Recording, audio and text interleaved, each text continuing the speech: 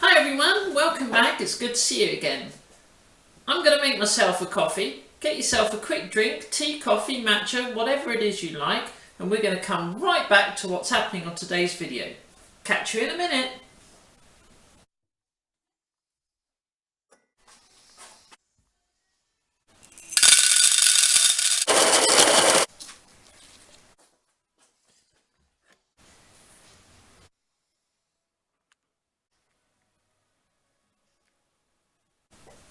Welcome back. Do you have your goals or any plans set for 2020? Today I'm going to go through our 5-step strategy on setting down your goals to making a solid plan of action and try and achieve all those goals for 2020. Step 1. In our experience, we have found that putting your goals down on paper is the best start.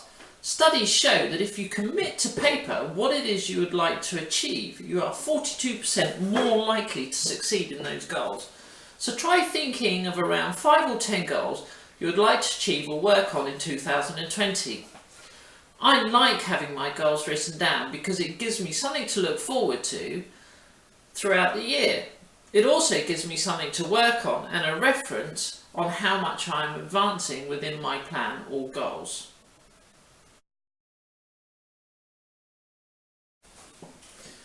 Step 2. Once you've worked out your strategy for the year, if you can imagine looking at your goals as a whole piece, a pie or a cake, whatever, sometimes 12 months or the whole thing in one go actually looks like an unachievable package. What I like to do is actually break that year down into 4 quarters, if you like, as if you're paying a quarterly bill, and it actually makes your goals a lot easier to achieve. It gives you regular intervals throughout the year to see whether you're actually advancing within your projects, where you might need to do some more work, if at all, maybe after 6 months, if you've taken on a foreign language or you're learning a new sport, that it's actually not something for you. For example, I did this a couple of years ago. I really thought that I wanted to get into golf. I brought myself some cheap clubs, a bit of gear, went and had a couple of lessons to see if it was really for me.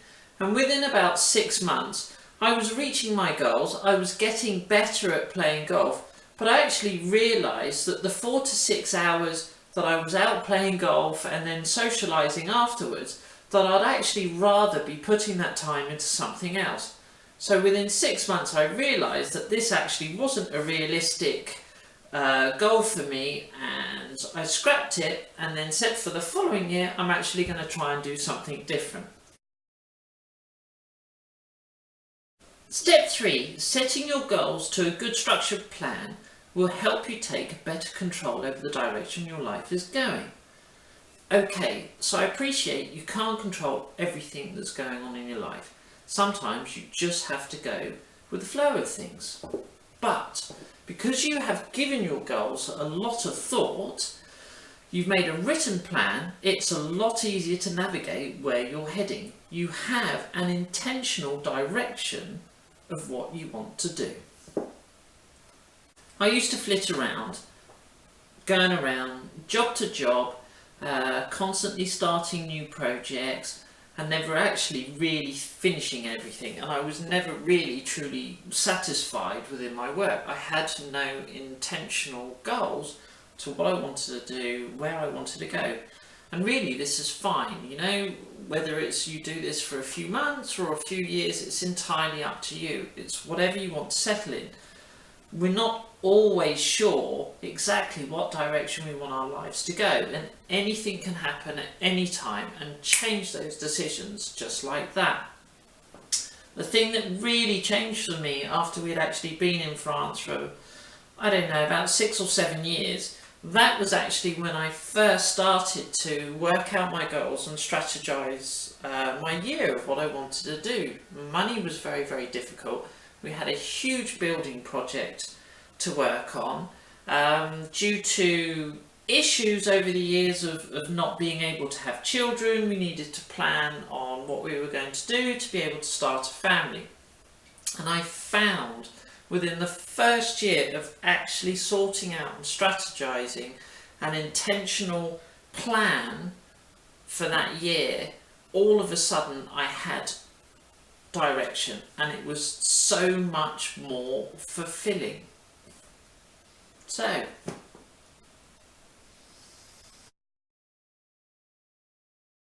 step number 4, girls can actually it sounds like I'm saying girls, doesn't it? But it's goals. Goals, very English. Goals can help you live a happier and healthier life. Try to remember, all work and no play makes for a very dull day. I keep forgetting this. We're getting into comfort zones and actually doing stuff to take you out of your comfort zones, and YouTube is one of the things I wanted to set myself towards the end of last year to actually take me out of my comfort zone and help me grow in ways where, for one, I don't like public speaking. 2, I don't like being on camera.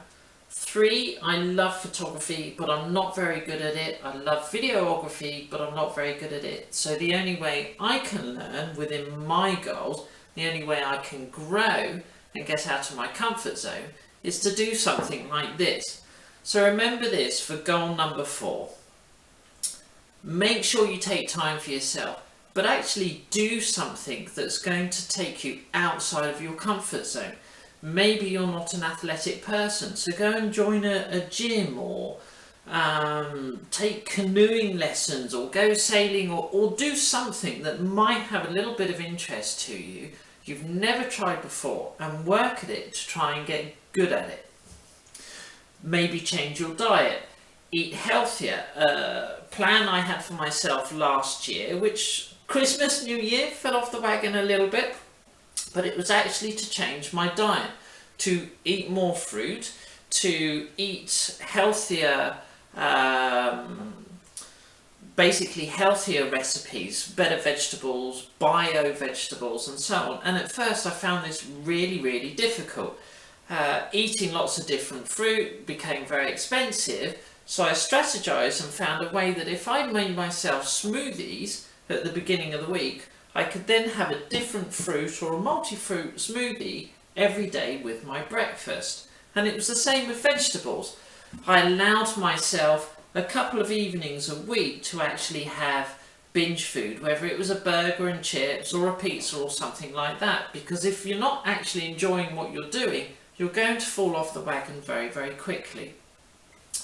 As your fitness improves, as your diet improves, as you push yourself out of your comfort zone, you'll actually find yourself growing in directions that you never thought possible before. And it makes you feel good. Those releases of serotonin and dopamine actually will project you forward and give you more energy and more determination to continue with your goals.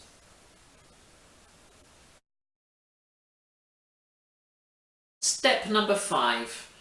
Take this as a bit of a bonus step. Even if you don't achieve all your goals, you still would have had made progress. And this is really important to remember.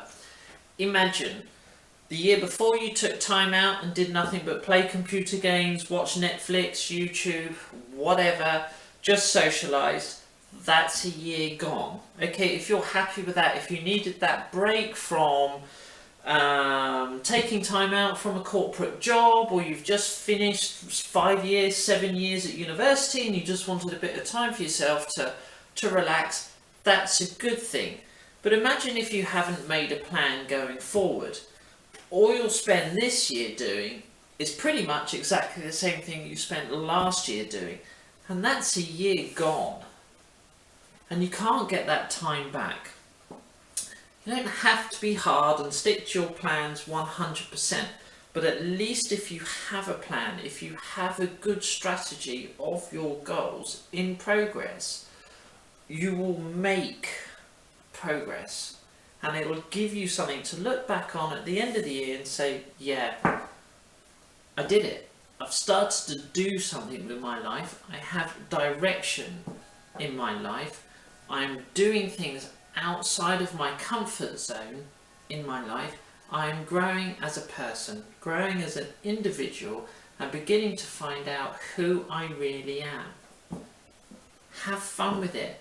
At the end of the day, life's long now. Don't get so carried away of, oh, I have to make enough money so I can retire at 30, or make enough money so I can retire at 40, or I've got to have this, I've got to have millions in the bank. You don't necessarily have to have all that. Money gives you choices, and making a good plan and a good strategy also gives you choices and a sense of fulfillment that you're actually doing something with your life. I know I shall probably be working for the rest of my life, but I'm happy with that. The thought of actually retiring and doing nothing scares the life out of me. So on that really sad and boring note, once again, try and get everything down on paper. It will really help you. Strategize your goals for the next year, break it down into quarterly pieces, and get going. If you've got any ideas, any goals you'd like to do, put them in the comments below. Let's see if we can help one another. Thank you again. See you again. Like and subscribe. Bye bye.